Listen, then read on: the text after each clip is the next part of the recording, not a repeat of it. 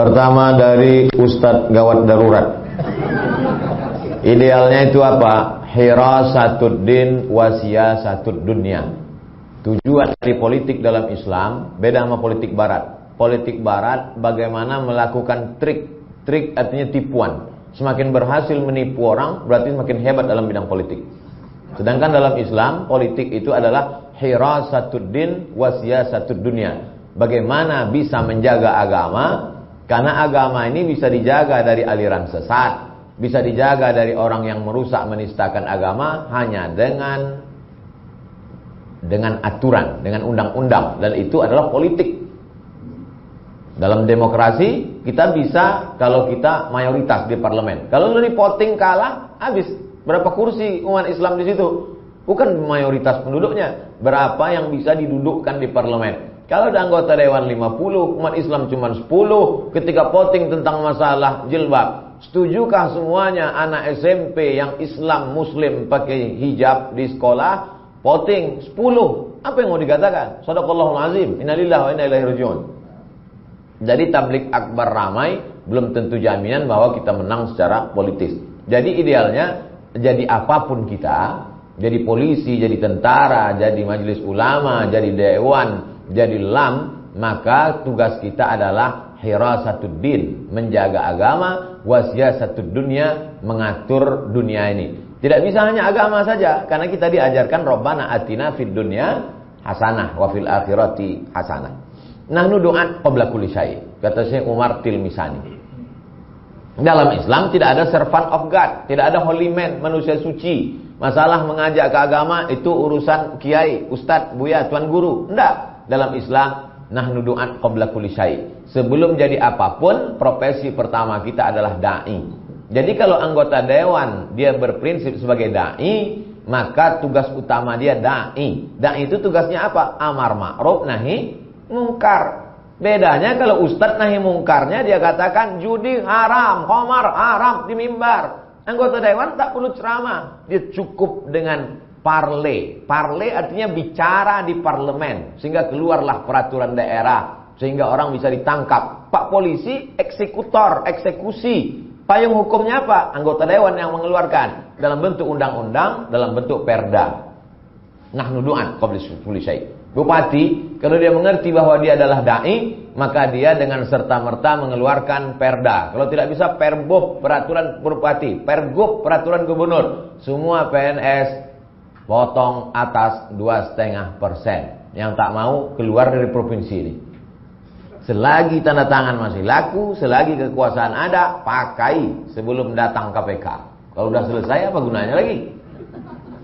Cuman kan kadang datangnya belakangan. Udah pensiun barulah datang ke pengajian Ustadz, oleh air mata. Apa yang bisa kami lakukan Pak Ustadz? Istighfar aja lah Pak, Yasin aja lah. Dulu waktu ada kuasa tak mau.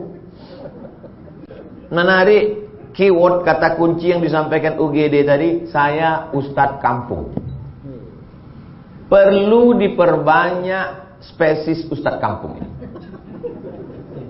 Sekarang Ustadz hadir di hotel, di seminar, tidak menyentuh grassroots Ustadz kampung. Kenapa dulu orang begitu dekat dengan ulama? Karena dulu Ustadz kampung. Orang kalau mau pindah rumah, siapa yang diajaknya ngusir hantu nyumbang tanah? Ustadz kampung, diajak tahlil, la ilaha illallah, hilang hantu-hantu semua. Kalau anaknya mau lahir, bini sudah mengarang 2 hari 2 malam, anak tak lahir-lahir. Kemana orang minta air? Kau Ustadz kampung, datangnya minta air. Tolonglah Bu ya, bacakan air putih. Dibacakan Ustadz tuh, iza zulzilatil ardu zilzalaha wa akhrajatil ardu asqalaha. Lahir. Kalau anaknya mau nikah takut dia hujan, dimintanya, tolonglah Bu ya, ini tenda udah ini, gulai udah masak, takut kami hujan. Kemana dia minta? Kau Ustadz kampung. Jadi masyarakat merasa terutang budi. Dulu anaknya payah lahir, Ustadz kampung. Dulu waktu dia mau pindah rumah, Ustadz kampung. Istrinya kerasukan, Ustadz kampung. Akhirnya sampai pada meminta pilihan politik. Kemana dia bertanya? Ustadz kampung. Maka spesies Ustadz kampung mesti diperbanyak. Ustadz Somad ini Ustadz apa? Ustadz hutan. Saya ini lebih parah dari Ustadz kampung lagi. Saya masuk ke suku Talang Mama, suku Akir, suku Laut, masuk ke dalam. Ada seorang sekda, tak perlu disebutkan nama daerahnya, menjaga kode etik jurnalistik. seminar di Jepang. Pas seminar Jepang, jumpa sama rektor Unhas, Universitas Hasanuddin. Bapak dari mana? Saya dari Sumatera. Bapak, saya dari Universitas Hasanuddin, rektor. Oh, kenal dengan Ustadz Somad. Bapak ini tak pernah datang ke pengajian Ustadz Somad. Cuman mau bilang tak kenal kan malu. Akhirnya kenal katanya. Pulang dicarinya lah saya. Ustadz, saya ketemu dengan rektor Unhas seminar di Jepang. Malu betul saya, belum pernah saya jumpa. Mau tak Ustadz ceramah kami undang di kabupaten? Saya bilang saya bukan Ustadz kabupaten. Saya ini Ustadz hutan. Kita telusuri dari mulai Sungai Kampar awal sampai ujung ke Penyalai. Kalau mau kasih saya jadwal. Dibuatlah. Subuh, duha, zuhur, asar, maghrib, isya. 7 pengajian sehari. Dikeluarkan. Nih peta sungai. Nanti berakhir ke Penyalai. Ustaz akan singgah sini. Singgah ke yang tak pernah didatangi orang. Waktu mau ditandatangani sama wakil bupati, tengok. Sanggup Ustaz? Kata saya, kita coba lupa. Nanti kalau sakit saya balik ganti Ustaz lain. 7 hari, 1 hari, 7 titik. Selesai. Habis Penyalai. Jadi masyarakat mengenal saya sampai orang-orang. Kenapa? Karena Ustadz kampung. Jadi yang selama ini masih lagi menjadi Ustadz mengawang-awang, baliklah ke dasar. Berakar ke bawah, berpucuk ke atas. Sekarang banyak Ustadz ke bawah, tak berakar, ke atas tak berpucuk. Akhirnya apa? Di tengah-tengah, Ustadz enceng gondok. Ustadz kampung. Nah, sekarang baru masuk ke Ustadz Soleh Hamdun, pesantren At-Taubah. Pertanyaan tadi tentang Ustadz kampung, tapi bagaimana cara menjadi Ustadz kampung? Melalui Ustadz Soleh Hamdun. Anaknya kita ajar tajwid. Bagaimana huruf sa, bagaimana huruf a, bagaimana huruf ha. Pelatihan baca Al-Fatihah bersanad sampai ke Syekh Quraim Rajih. Dari Syekh Quraim Rajih sampai ke Nabi Muhammad. Salah satu orang yang punya sanad ali, sanad yang tinggi. Arti sanad tinggi itu silsilah dia dengan ke Nabi tak terlalu panjang. Di dunia ini yang masih hidup sampai hari ini adalah Syekh Quraim Rajih. Jadi betapa senangnya orang tua ketika anaknya dapat sanad. Ya, aku tadi dari musola dapat sanad. Sanad itu apa ya? Ini nama aku ya. Dari mulai Nabi ya, Nabi Muhammad, Imam Hafiz Nafi sampai ke bawah, Syekh Quraim Rajih, lalu kemudian Ustadz Soleh Hamdun, aku ya. Jadi nak Fatihahku sampai ke Nabi ya. Menyentuh orang tuanya dari anaknya.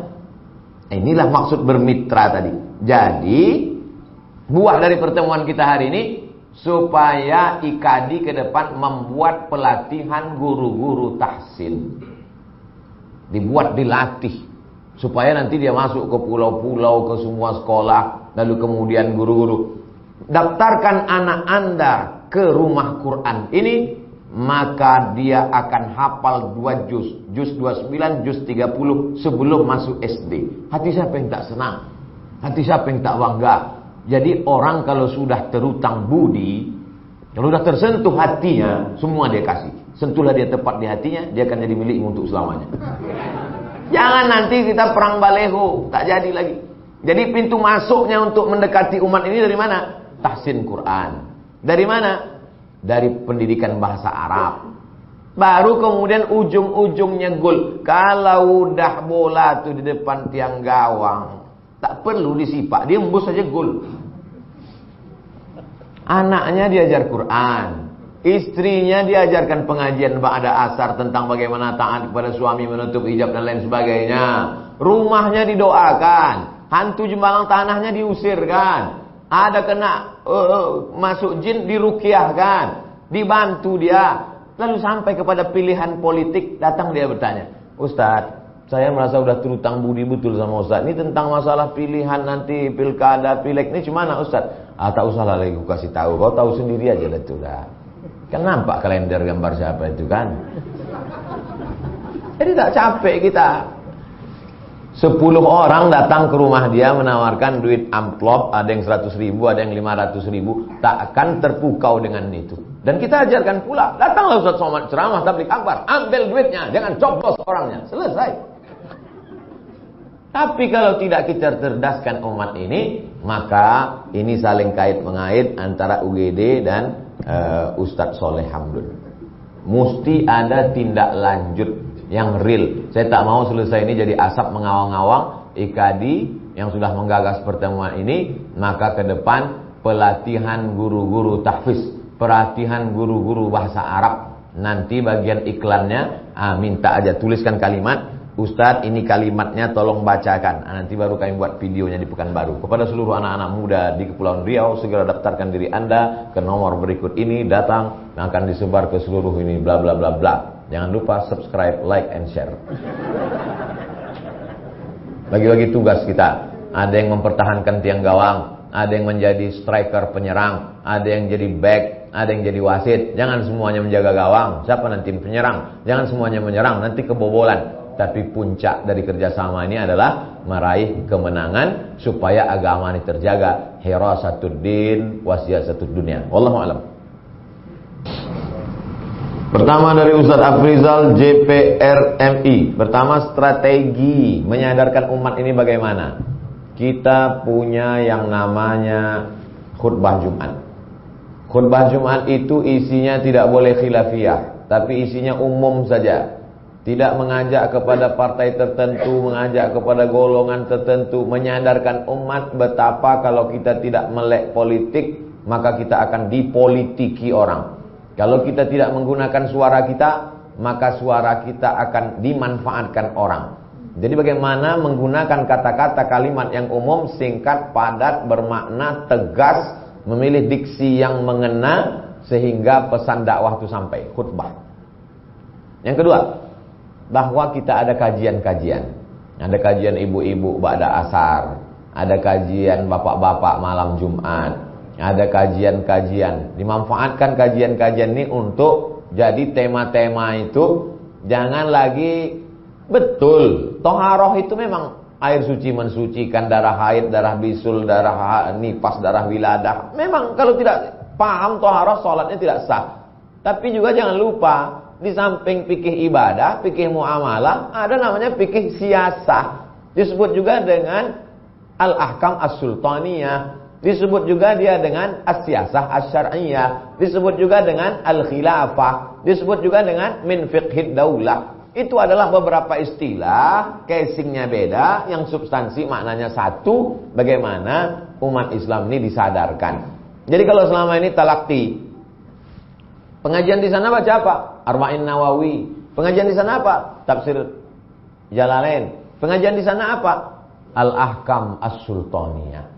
Payah jelimet bahasanya, karena udah 1000 tahun kitab ini umurnya. Cari buku yang simpel sederhana, Min Fiqhid Daulah Yusuf Qardawi. Lebih kontemporer dan bahasanya lebih sederhana. Jadi judulnya baca kitab juga. Judulnya halaqah, judulnya talaqi, judulnya berjumpa dengan orang dengan kitab bersanad. Tapi isinya adalah kesadaran. Jadi semua mesti digarap. Seperti pokok kayu, ada yang menggarap batang kayu, ada yang menggarap akar kayu, ada yang menggarap pucuk kayu. Yang pucuk kayu, tabligh akbar. Yang batang kayu, yang akar kayu, kajian-kajian. Ada yang lebih khusus lagi, akar kayu, membaca kitab. Semua segmen mesti digarap. Kalau tidak, akan digarap orang lain. Yang kita khawatirkan akan digarap oleh semangka. Kulitnya hijau, isinya merah.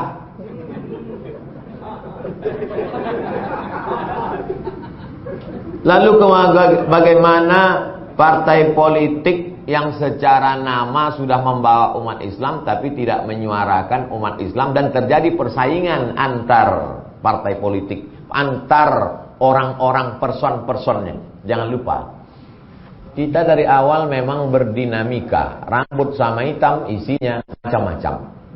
Perbedaan bahasa, perbedaan budaya, perbedaan cara bicara menjadi sebuah simfoni keindahan kalau ditata dengan baik. Makanya ada ungkapan ikhtilafu ummati rahmatun, bukan hadis Nabi. Kata Imam As-Suyuti, ada mungkin sanadnya tapi hilang. Kalau hilang sanad Tidak ada sanadnya, la aslalahu. Tapi kata-kata kita bahwa perbedaan ini bisa menjadi rahmat. Ada seorang ulama namanya Syekh Abdul Halim Mahmud, dapat gelar doktor dari Sorbonne, Prancis. Jabatan terakhirnya Grand Syekh Azhar. Kata dia dalam buku biografinya, Alhamdulillah hazihi hayati. Hayati yang dia maksud hidupku, bukan hayati yang sama Zainuddin. Bahwa dalam Islam ini ada 3 aliran yang tak pernah bersatu. Yang pertama aliran tekstualis. Dia terlalu berpegang kepada teks Quran dan hadis. Tidak mau interpretasi terlalu jauh. Yang kedua aliran akliyun, kontekstualis. Lebih mengedepankan akal. Inilah golongan Mu'tazilah, Wasil bin Atta dan penerusnya. Yang satu nasyun, tekstualis. Yang satu akliyun, kaum rasionalis. Sedangkan yang ketiga adalah tidak pada teks, tidak pada akal, tutup teks, tutup akal, riyadhah, dia menunggu ilham dari Allah. Irfaniun, kalangan sufi, tasawuf. Ketiga kelompok ini tidak pernah bersatu, tapi ada satu titik yang membuat mereka bisa bersama. Apa itu? Mukhlisina lahuddin. Makanya bisa kita lihat itu.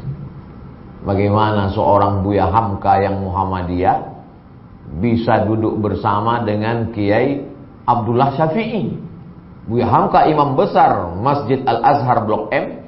Datang Kiai Abdullah Syafi'i yang Nahdlatul Ulama, kaum tua Syafi'iyah. Begitu Buya Hamka tahu ini mau datang, apa yang dilakukan Buya Hamka? Buat azan Jumat hari ini 2 kali, karena Abdullah Syafi'i mau datang. Jadi orang akan ketemu pada titik mukhlisina lahuddin. Tapi pada yang bersifat khilafiyah. Yang pula gara-gara ini sediakan khamar karena saya mau datang. Sama-sama mabuk kita. Ini tak betul. Maksudnya yang masih pada koridor khilafiyah. Nata'awan fima ittafaqna wa nata'adzar fima ikhtalafna. Pada perkara-perkara yang kita sepakati, mari kita beramal bersama. Tapi pada perkara-perkara yang kita berbeda pandangan, kita bekerja sama dalam yang kita nata'awan fima ikhtalafna. Ini dari ibu yang langsung, bukan berteori tentang berpolitik. Kesadaran untuk dipilih. Macam-macam menyindir saya nampak. Jadi ustadz-ustadz yang memang jago berargumentasi. Saya secara pribadi untuk ceramah lantang, keras suara saya. Makanya Badan Amil Zakat Nasional menjadikan saya duta zakat. Karena suara saya kuat, itu aja. Tapi untuk berargumentasi dengan orang, saya paham diri saya tidak. Tapi ada ustadz-ustadznya. Maka sahabat saya yang LC, Ustadz kakak kelas saya di Mesir, Ustadz Sahrul Aidi, jadi anggota Dewan DPR RI. Sama-sama Azhar, LCFA. Karena memang dia menguasai bidang itu. Dan ini di antara sahabat Nabi pun begitu. Ayahnya politikus, Umar bin Khattab. Tapi anaknya tidak. Abdullah bin Umar. Ketika Umar bin Khattab meninggal, mau mereka bai'an Abdullah bin Umar. Kata dia, aku tak sama ayah. Abdullah bin Umar lebih menggeluti bidang riwayat hadis, lebih pada keilmuan. Begitu juga dengan Amr bin As. Anaknya Abdullah bin Amr tidak. Tapi orang yang punya bakat politik, lalu kemudian membiarkan orang yang tidak punya keahlian mencalonkan diri, maka sesungguhnya dia sudah berkhianat. Jadi kalau ada ustaz punya bakat politik, hebat berargumentasi, lalu kemudian dia biarkan orang sakau duduk, maka sungguhnya dia sudah berkhianat. Jadi pengkhianatan itu tidak selamanya makan riba, berkolusi, tidak. Membiarkan orang yang tak layak dengan penuh kesadaran, itu juga menjadi pengkhianatan. Nah, ini kesadaran untuk dipilih. Al-haqqu bila nizam, yaghlibuhul batil bin nizam. Kebenaran tidak diatur dengan strategi yang baik, maka dia akan dikalahkan oleh kebatilan yang diatur dengan strategi yang baik. Nah, bagaimana antar person ini? Persaingan antar person. Makanya politik kita masih ujuk-ujuk. Tiba-tiba. Tak bisa begitu. Prosesnya panjang. Orang ini mesti dididik dulu. Pertama, 3 proses pendidikan. Pertama, akidah. Akidahnya mesti dididik. Bahwa dia itu tu'izzu man tasha wa tudhillu man tasha, la ilaha illallah lahu la syarikalah, lahul mulku wa lahul hamdu, yuhyi wa yumiit wa huwa ala kulli syai'in qadir. Bahwa hidup ini yang dicari adalah ridha Allah, ilahi anta maksudi wa ridha ka matlubi. Bahwa hidup ini mesti tegar, la ini jitama'atil ummatu ala ayyadurruka bisyai'in. Berkumpul semua umat ini untuk memudaratkanmu, la yadurruka, mereka tak akan mampu memudaratkanmu illa qad kataballahu alaik, kecuali memang sudah ditakdirkan Allah. Dikuatkan akidahnya bahwa hidup ini adalah amanah, lalu dengan kurikulumnya, kajian bersilabus, lalu kemudian dikuatkan pula fikihnya supaya dia tahu mana halal, mana haram, mana rukun, mana syarat, mana wajib, mana sunat, mana mandub, mana mubah. Setelah itu barulah akhlak. Bagaimana zuhud. Jadi ajarkan zuhud. Karena tidak bisa orang tidak dididik, tidak ditarbiyah dengan baik, tiba-tiba dia dudukkan. Hati berubah-ubah. Lupa dia semua target-target. Akhirnya sibuk dia di dunia ini. Begitu duduk dia asyik menunjukkan pulpen, bolak-balik pulpen. Rupanya harga pena itu 10 juta. Lupa dia tentang bagaimana membelikan beras untuk fakir miskin, mengirim dai-dai di kepulauan. Nah, ini semua adalah melalui lewat proses. Jangankan di dunia dakwah, di dalam orang yang tak dakwah sendiri pun ada apa yang disebut dengan fit and proper test. Partai apapun namanya, di sana tetap ada kaderisasi, tetap ada pendidikan. Walaupun partai tak Islam, komunis sekalipun, partai komunis pun tak bisa orang tiba-tiba masuk langsung duduk. Tidak, mesti ada pendidikan yang luar biasa. Jadi kita memang mesti punya silabus, punya kurikulum tentang 3 ini, akidah, syariah, dan akhlak. Demikian, Wallahu a'lam bishawab.